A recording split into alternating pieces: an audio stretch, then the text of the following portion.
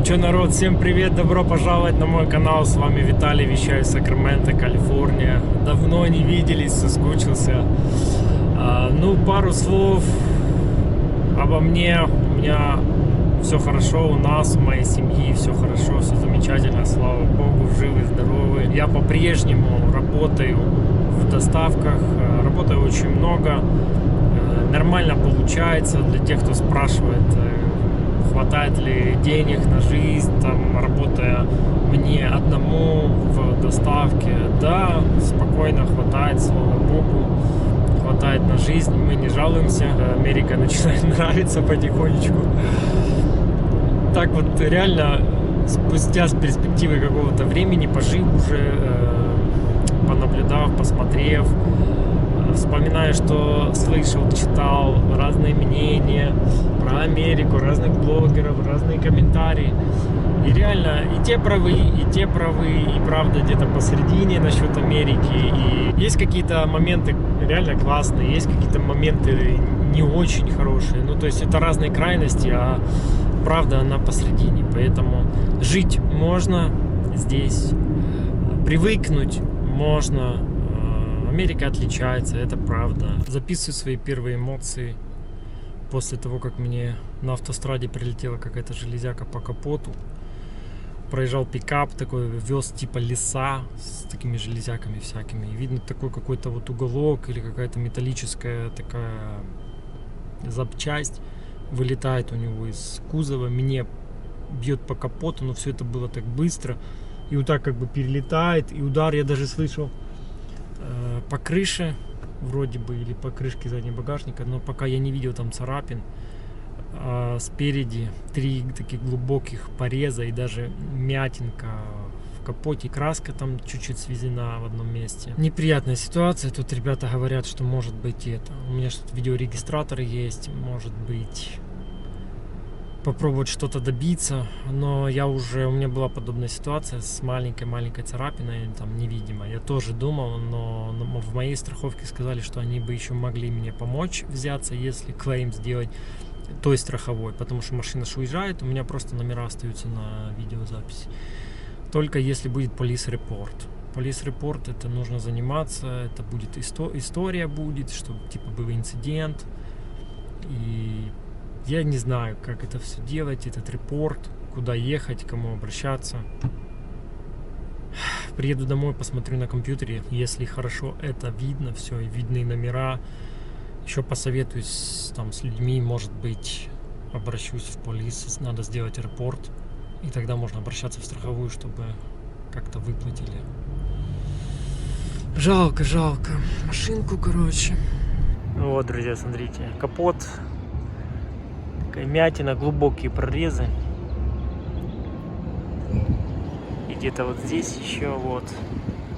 Короче, какая-то железяка на скорости вот катилась и скользила, ударилась вначале по моему капоту. Хорошо, хоть не в лобовое стекло. Да, ребятки, сегодня не мой, наверное, день. Приехал домой на обед и думал, достал карточку с видеорегистратора, думаю, пойду посмотрю видео на компьютере про эту железяку, которая упала мне на капот. Предварительно поговорил уже с человеком, который может мне помочь все сделать, там обратиться в полицию, если у меня будут номера и будет видео, где будет видно, что прям вылетает с этой машины там мне, тогда можно было бы что-то делать, клейм той страховки. В общем, нужен police report. В итоге, что я закидываю эту карточку в компьютер, смотрю видосы, и видосы мои начинаются уже где-то часа пол после инцидента.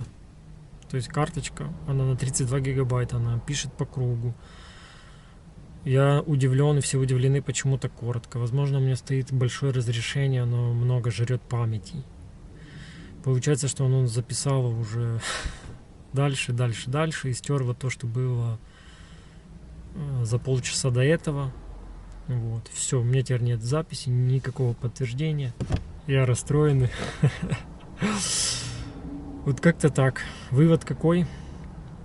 иметь карточку с памятью побольше, либо проверить настроечки меньшего качества писать. Ну, я же, может, ставил, наверное, максимальное качество, чтобы наоборот было видно, рассмотреть номера можно было и так далее, и так далее. Как-то так, друзья, но камеры иметь очень важно, и спереди, и сзади. Я это неоднократно буду повторять всем, рекомендую, недорого стоит, сейчас даже подешевело. Камера стоит где-то 135-140 баксов на Амазоне, включая карточку и набор камера спереди, сзади. Очень много ситуаций всяких разных на дорогах, очень. И нужно иметь подтверждение, потому что сделают вас виноватыми потом. Найдутся свидетели, которые сделают вас виноватыми, если у вас не будет подтверждения. Расскажу вам про один момент, который, в принципе, мне нравится в Америке, у американцев. Я, наверное, уже об этом говорил неоднократно. Это простота. Простота людей, простота во всем. Они не парятся ни по какому поводу. Я вам делал сторис в Инстаграме, как стоит стол возле двери в туалет. Пример то, что я лично видел. Дальше я видел завтрак, кафешка, американцы завтракают, официант пылесосит ковролин прямо у ног людей, которые кушают. Я просто не представляю такого, чтобы я видел в Украине или в Польше, чтобы во время того, как люди кушают в кафе, кто-то пылесосил просто, потому что они просто пришли покушать туда. Это не какой-то ресторан, где, не знаю, где над тобой должны труситься. Американцы просто кушают, а официанты убирают. Следующий пример. Кафешек очень много видел, где здесь сидят люди, здесь половина помещения или треть помещения завалена просто какими-то коробками. Они упаковывают заказы, то есть там ленточкой огородили, стоят какие-то столы перевернутые, стулки, вот так бывает до потолка даже стоит. То есть это выглядит ужасно. Ужасно, но это никого не парит, люди просто там кушают. Обычные какие-то кафешки, понятно, что недорогие рестораны. Но я такое не представляю, это как-то выглядит, настолько люди не парятся вообще. Дальше люди обычные могут там начать петь песни в магазине, в супермаркете. Неоднократно также видел. Видел также, например, как кассир во время того, как покупатель оплачивает, на кассе стоит покупки, там достает свою карточку, там проводит в терминал. В это время кассир стоит и качает бицепсы гирей большой, поднимает прям перед покупателем. Как бы это вообще, то есть такая свобода, раскрепощенность. Тапочки, пижамы, рубахи какие-то цветные. Вы никогда не увидите ни юбки, ни каблуков. Это только увидите у христиан, которые в церковь могут ехать, верующие. Так вы никогда не увидите. Детей вы никогда не увидите в нормальной одежде. Только вот это спортивные штаны, шорты, висящая одежда. Вот. И это, в принципе, как бы я отношу к плюсам. Это простота. И ты со временем просто начинаешь понимать, а почему бы и нет. Мы приехали немного как будто бы с культурной Европы. Что ли, как-то люди покультурнее у нас выглядят, одеваются, все, красиво выглядит. Здесь большинство людей выглядит безалаберно, некрасиво. Такие прически грязные, покрашенные, как ободранные, цветные всякие, волосы там зеленые, синие, может быть половина головы синей, половина там красной. Разные люди, как бы, короче, ребята, настолько привыкаешь к этой картинке, ты уже больше этого не замечаешь. Это вот я просто сейчас пытаюсь вспомнить, пытаюсь о чем-то рассказать вам. Такие моменты. Для меня это уже все абсолютно привычная тема, когда кто-то где-то что-то делает, как-то себя странно ведет, валяется на дороге, и всем все равно, абсолютно. Всем все равно, кто что делает, как выглядит. Сфера обслуживания, в принципе, нравится. Во многих магазинах тебе запаковывают сами продукты, даже могут донести тебе до машины, если ты попросишь, или если ты, как моя жена с ребенком, например, и они видят, они типа вам донести, да, пожалуйста, конечно. Такого можно было бы попросить, например, где-то в Польше, да, но это как бы редкость. А здесь без проблем могут донести до машины тебе продукты. Тоже прикольно. Да, давайте еще договоримся, что я рассказываю больше про тот контингент, где я работаю, что я вижу на улицах и в кафешках, потому что я работаю на доставке. Конечно, есть, может быть, другой контингент американцев, но из того, что я вижу, я вам рассказываю, никто не спешит работать, настолько медленно работают. В кафешках, даже когда это фастфуд, казалось бы, нужно быстро, люди, доставщики, все ждут. Должно быть быстро, они еле ноги передвигают и вообще никого не парит. Очень медленно. Видите, вот сейчас стою на разделительной полосе. Кстати, классная штука, вот эта разделительная полоса посередине. Потому что дороги очень широкие здесь. И ты не можешь никак выехать оттуда налево, например. Потому что поток машин идет очень сложно. А посередине полоса классная. Ты на нее заезжаешь, когда тебе повернуть надо, и на нее выезжаешь, и потом пропускаешь, и потом с нее разгоняешься. Чуть-чуть выезжаешь, как бы разгоняясь. Удобно. В принципе, в Америке к этому движению, к этому порядку, устройству всех полос, разъездов привыкаешь. Очень быстро, очень просто, ничего сложного нет. Кто ездит на машине, вообще не составляет труда чуть-чуть покататься, понять. Тут классно, что поворот направо на красный можно, где не запрещено. Запрещено это редко где. В основном всегда можно поворачивать на красный свет. Направо это настолько удобно, это столько экономит времени. Вот так если подумать реально, сколько мы ездим, сколько бы приходилось стоять. Тут просто бывает долго стоишь, это просто невероятно. Так подъехал, остановился, посмотрел и поехал. Это просто не хватает такого в Европе. Также прикольно вот эти знаки стоп, разъезды. Но минус то, что этих знаков настолько много, если ты где-то съезжаешь в частный сектор и доставляешь еду где-то чуть глубже в частный сектор, их настолько много, что уже начинают просто парить. Все время нужно остановиться и трогаешься, остановиться и трогаться. Очень много. Здесь немножко отличается еще, когда ты подъезжаешь к Т-образному перекрестку. У нас всегда было бы по помехе справа разъезд. И в Польше очень много такого, когда ты едешь, если нет знаков, всегда по помехе справа. Всегда это прям напрягало. Здесь наоборот, если ты подъезжаешь вот сюда к Т-образке, то вот это сквозная, то ты должен уступать слева, справа, смотреть всегда. Чувак едет себе спокойно по сквозной. А если ты упираешься, ты уступаешь. Никаких помех справа нет в таких случаях. Это тоже нормально, прикольно. Просто нужно привыкнуть. Поначалу я жаловался немножко на дороги Сакраменто. Действительно, есть много плохих районов с плохими дорогами. В целом, конечно, дороги нормальные. Если особенно выезжаешь за город, проехал Сакраменто, проехал объездную, и дальше начинается уже трасса, либо какие-то пригороды получше, побогаче. Ну, там, конечно, классный асфальтик. О, это мой товарищ Эдуард. Приветствую. Эдуард, смотри меня на канале. Тоже, кстати, подрабатывает парень в доставке. Вместе курсируем в этом городе. Создали, вот он пишет. Кстати, давайте послушаем, что он сказал. У нас тут есть свой телеграм-канальчик, где супер топ-дашеры собрались. Ты это куда едешь, Виталий? Эдуард, везу доставочку. Ты попал в кадр. Как раз я сейчас записываю видео. Стоишь он сзади меня, помаши ручкой. Ну, людям, конечно, это не видно. Эдуард, как тебе работается? Скажи людям. Я на громкую связь поставлю сейчас вот, ответочку твою. Как тебе работает в Сакраменто? Можно ли что-то заработать? Вот людей интересует, Эдуард.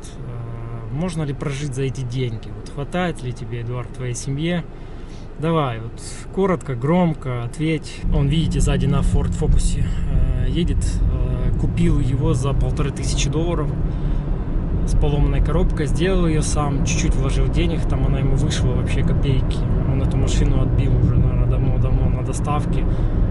То есть выжимает из нее все, что можно. Педалька в пол постоянно. То есть, ну, за такие деньги не жалко вообще эту машинку. Короче, там много уже историй с Эдуардом также связано. Я просто делал с ним видео. Хороший парень. Ему уже тиранули машину, и там была интересная история с человеком, который хотел сбежать. Вот. Но это, наверное, для другого видео оставим. Виталий, дорогие подписчики, денег хватает на первое время, хватает. Смотрел, у кого какие запросы, но чтобы жить, платить по счетам достаточно, даже чуть-чуть остается. Так, ребята, согласен, видите, не один я так работаю, не один я так выживаю или живу за эти деньги с доставки в Америке. Поэтому, кому интересно, то можно зарабатывать. Очень много наших ребят мотается, очень много. Я бы сказал, наверное, 50%, а то и больше. Это наших ребят славян, которые работают в доставке. На full time работают. Много есть еще других национальностей, конечно, ребят, но наши, конечно, работают конкретно. Кстати, кто будет пробовать тоже работать в DoorDash и в Uber, будете регистрироваться впервые, можете сделать это по моей ссылке. Вот Uber особенно, у меня есть реферальная ссылка. Если вы по ней зарегистрируетесь, будете работать, мне капнет какой-то бонус, буду благодарен, если кто-то воспользуется моей ссылкой. Ребятки, вот вы постоянно спрашиваете, что дальше, что после 2 лет. Ну, на самом деле я не знаю больше, чем вы, что будет дальше. Но когда ты здесь уже находишься, а не там, как вы, как большая часть вас, оно как-то по-другому все это смотрится, воспринимается, когда ты здесь живешь, у тебя уже документы есть, там, ну, временные, да, но все равно все разрешающие, там, разрешение на работу и так далее, ребята, social и так далее. Это просто так все не дается, и приехало очень много людей, тысяч, десятков тысяч или сотен тысяч даже, и мало кто поедет домой, ребята, мало кто. Это не нелегалы будут. Все будет нормально. Поживем, увидим. Я не буду загадывать. Вот. Но те люди, которые заезжали с первой волной через Мексику, им давали пароль на 1 год. Им сейчас продлили на следующий год. У нас пароль на 2 года. Еще рано там что-то суетиться, что-то делать там. Все будет. Ну, то есть у меня мир, покой, я не парюсь, типа. Плюс там побольше есть одна информация, такая, короче, секретненькая, пока нельзя разглашать, но поживем, увидим. Если что-то будет интересненькое, расскажу там побольше, но пока здесь. Пока бы не уехал, вот вы спрашиваете, уехал бы, пока бы не уехал, надо больше пожить, больше присмотреться, больше понять все минусы, плюсы, все прелести. Я уже вижу, что здесь уровень жизни намного больше. Еда здесь дешевле на зарплату, топливо дешевле на зарплату, коммунальные копейки, ну, в моих апартаментах на зарплату. Все дешевле на зарплату, пропорционально. Это то же самое, как когда-то в Польше я думал, вот гривни и злоты, вот посмотрите пропорционально, сколько ты можешь купить, сколько ты можешь себе позволить, через сколько ты можешь себе машину купить и тому подобное. Точно так и здесь. Смотришь, что уже со злотыми сравниваешь. Через сколько ты можешь купить себе машину, сколько ты можешь баков заправить, топливо и так далее, и так далее. Намного здесь лучше, легче среднему классу жить, прожить, прокормиться, иметь машины, какие-то такие подставовые rzeczy, по-польски говоря. Проще, легче, это однозначно. Просто что не всем заходит Америка, картинка, вот культура, люди, внешность, многонациональность людей, оно не всем привычно. Мы когда, приезжаем оттуда, с Европы, там где вот в Польше, например, мы видели всех одних людей практически, то здесь огромная смесь людей разных наций, и это поначалу. Сейчас просто ты не обращаешь внимания, много людей, ты классно, ты живешь среди иммигрантов, таких же, как и ты, среди разных наций. Это как бы неплохо. Не чувствуешь себя иммигрантом, не чувствуешь себя в чужой стране. Это плюс. Вот это главный такой момент, главное чувство, когда ты не чувствуешь себя чужим в чужой стране. Даже за язык ты английского там не знаешь, пытаешься что-то объясниться или что, как бы тебя не смотрят с перспективы того, что ты иммигрантик, тут типа ничего не понимаешь, кривятся там или что. Нет, тебе попробуют помочь, с тобой поговорить. На крайний случай большинстве случаев даже смогут подключить переводчика по телефону. Да, работать приходится много. То, что про Америку говорят, это все правда. Как одни говорят, так и другие, которые противники, там называют причины. Те, кто за, тоже называют причины. А правда, она где-то посредине. Самое главное, как ты себя здесь чувствуешь, можешь ли ты себя здесь прокормить, прожить и так далее, и так далее. Я вот работаю один. У меня семья 4 человека, я снимаю апартмент, $2000 с коммуналкой примерно выходит. Плюс все остальное. Машины, топливо, страховка, телефонная связь. Все это набегает, но ребята, еще раз повторюсь, что здесь легче прожить на эти деньги. Вот, возьмите $5000 и возьмите 5000 злотых. Вот и все. Я купил как бы еще одну машину для семьи, для жены, неплохую. Я как бы просто не хочу хвастаться, я даже не знаю, стоит ли посвящать этому видео, чтобы показать, сделать обзор. Я просто понимаю, все, что я не сниму такое, вот покажу, или где-то съездил, где-то что-то отдохнул, погулял, или что выглядит, как будто я выпендриваюсь, или хвастаюсь. Но это так не выглядит. Я как бы блогер, и мне нужно что-то показывать, рассказывать, любые идеи, любые темы, которые происходят в моей жизни. Я бы мог бы вам показать машину, если хотите, если там накидайте 2-3 тысячи лайков, если хотите, чтобы я показал машинку, которую я купил. Вот. Если нет, как бы, то нет. Если вам это интересно. Я просто не хочу, как бы, вот это американская жизнь, что я купил машину одну, другую. Я, как бы, чем больше ты живешь, на самом деле там зарабатываешь, что-то себе позволяешь, тем меньше хочется это показывать людям на показ. Я просто такой. Мне кажется, что это как хвастовство, люди думают, что ты хвастаешься. Я бы показал, потому что я снимаю видео. Я снимаю видео много лет. Я и в Польше снимал, и здесь снимаю. Я могу показать и другие вещи. Вот. Но просто меня что-то постоянно останавливает. Типа, зачем ты будешь это показывать? Накидайте 3000 лайков, я вам покажу обзор машинки, которую купил, вторую. Интересная машинка, я думаю, вам понравится. Сори, что не отвечаю на сообщения многим людям, просто много работы, у меня нет времени на это. Моя жизнь как бы изменилась здесь, я стал загруженный на 100%. На выходные просто ты отдыхаешь с семьей, просто вечерами ты падаешь после работы. Все нуждаются в подсказках, в помощи, в том, через что я уже прошел, какие документы я оформил, что и где я делал.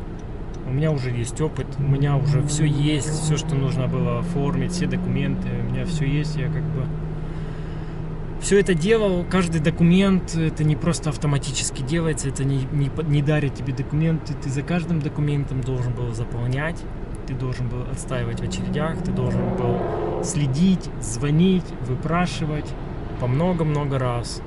И это тоже все не просто делается, ребята. Поэтому, видите, ничего страшного, нас это не пугает. Мы уже опытные, прошли хорошую школу, хорошую бюрократию прошли. Она здесь не легче, чем в Польше бюрократия, не меньше. Такая своеобразная тоже. Писем мне приходит просто вот такими пачками. Просто я уже не знаю, куда бежать от этих писем, которые приходят. Просто почтовый ящик открываешь каждый день и смотришь, есть ли там что-то или нет. Если там ничего нет, ты просто с облегчением вздыхаешь.